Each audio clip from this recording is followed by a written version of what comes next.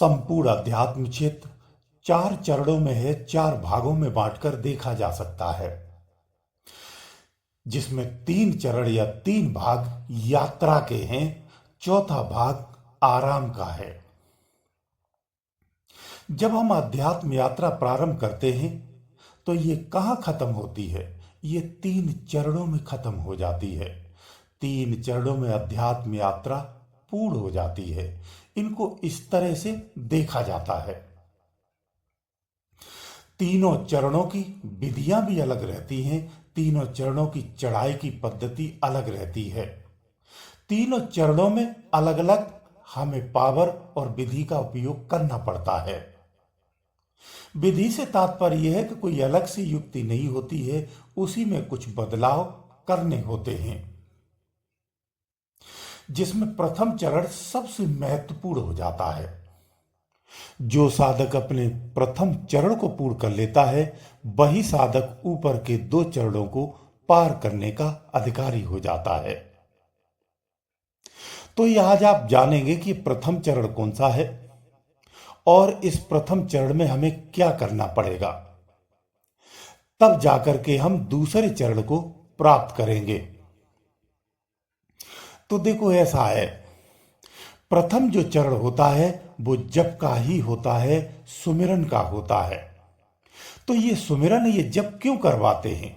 इससे हमें क्या उपलब्धि मिलती है? इससे क्या लाभ होता है? प्रथम चरण हमारा सुमिरन से या जप से कैसे पूर्ण हो जाता है? देखो, उसके लिए ये होता है, बहुत सारे साधक हैं जो अपने गुरुओं के द्वारा मंत्र जाप करते हैं। गुरु ने जो उन्हें मंत्र दीक्षा में दिया है, नामदान के रूप में दिया है, उसका जाप करते हैं। कुछ लोग मनमुखी जाप करते हैं।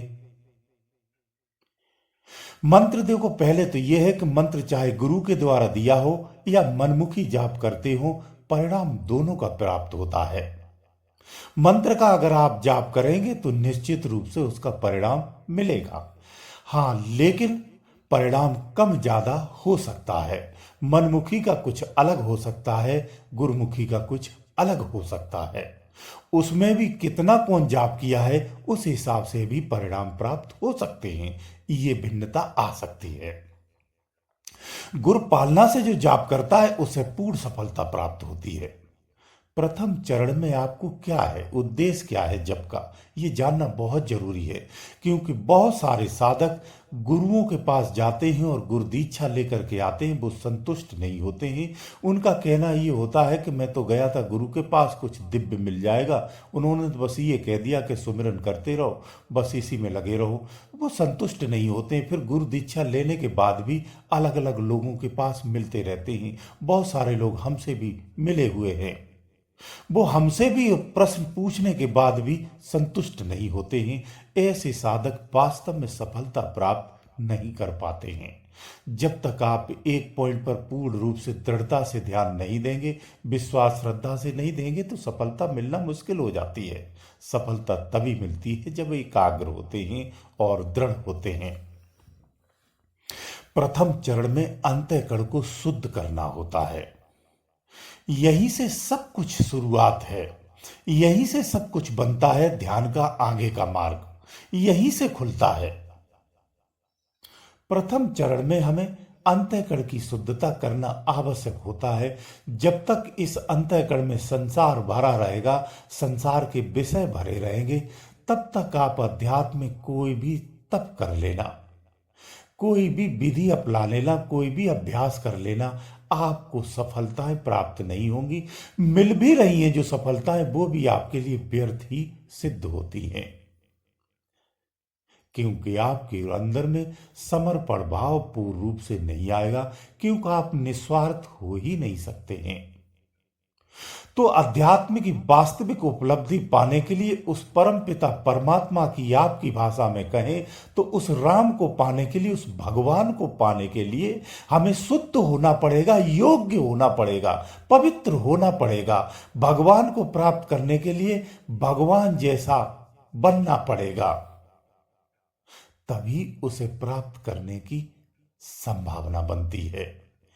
हम योग्य नहीं है, फिर भी हम उस योग्य वस्तु को प्राप्त करने का प्रयास करते हैं जो संभव नहीं है।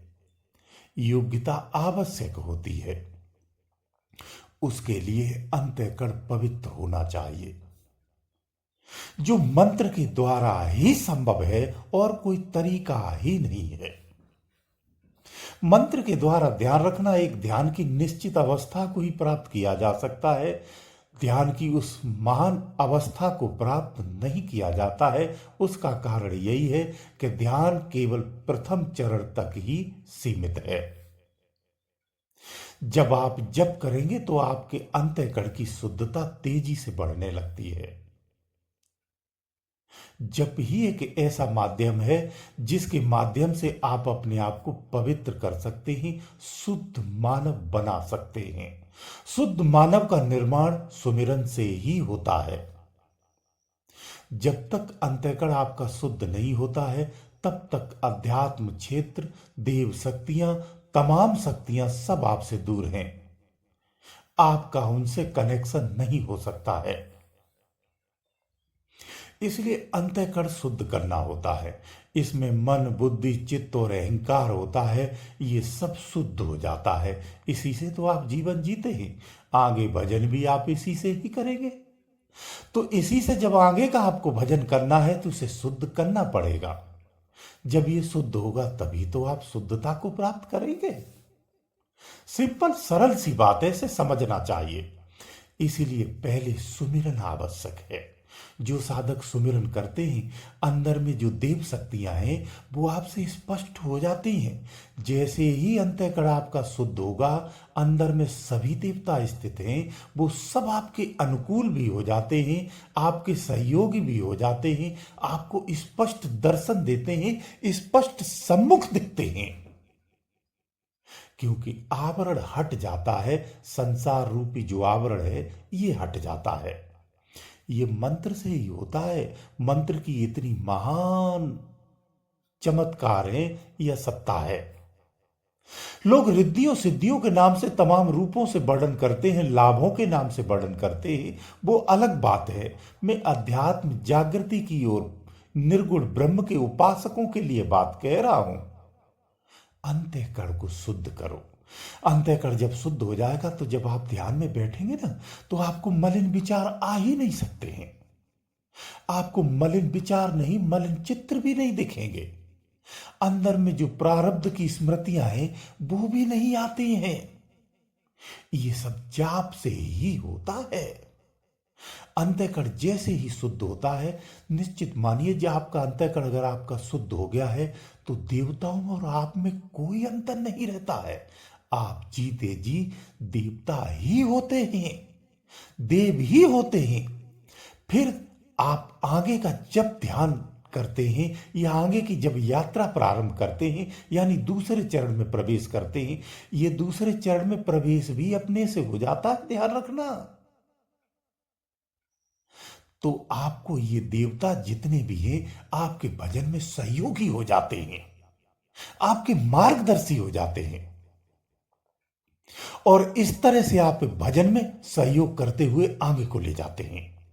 उनकी जहां तक सीमा है वहां तक वो सहयोग करते हैं। यानी जो शरीर के अंदर की जितनी आंतरिक यात्रा है उसमें 10वें द्वार के पूर्व तक की, उसमें पूरी मदद करते हैं। क्योंकि देवताओं का भी एक निश्चित एरिया है, वहां तक ये पूरी आपकी मदद करते हैं। ये विवेक, ये विवेक आंतरिक जो जगाती हैं, ये आपकी ही शक्तियां जगाती हैं। जब से आपका आंतरिक विवेक जागृत हो जाता है, आपकी बुद्धि के परे की सोच हो जाती, बुद्धि फिर आपके लिए तुच्छ हो जाती है। क्योंकि बुद्धि से भी परम बुद्धि को आप जगा लेते हैं, महाविद्वान हो जाते हैं और ज्ञान फूटने लगता अंदर में। अध्यात्म ज्ञान अंतर में सुतह से फूट जाता है। ये जाप के ही परिणाम है, मैं दूसरे परिणाम नहीं बता रहा हूं। यही अध्यात्म का पहला चरण है। जब ऐसी अवस्था आपकी आ जाती है, ये ध्यान की प्रथम अवस्था है। इस अवस्था में आप पूर्ण हो जाते हैं। प्रथम चरण को अब आपने पूर्ण कर लिया है। इसके उपरांत अब ध्यान में आपको कोई समस्या आने वाली नहीं है। अब आप अंतर की यात्राएं करने के लिए बिल्कुल से तैयार हैं। प्रथम चरण के बाद दूसरा चरण और तीसरा चरण भेदन के लिए आप योग्य हैं। गुरुदेव दयालु।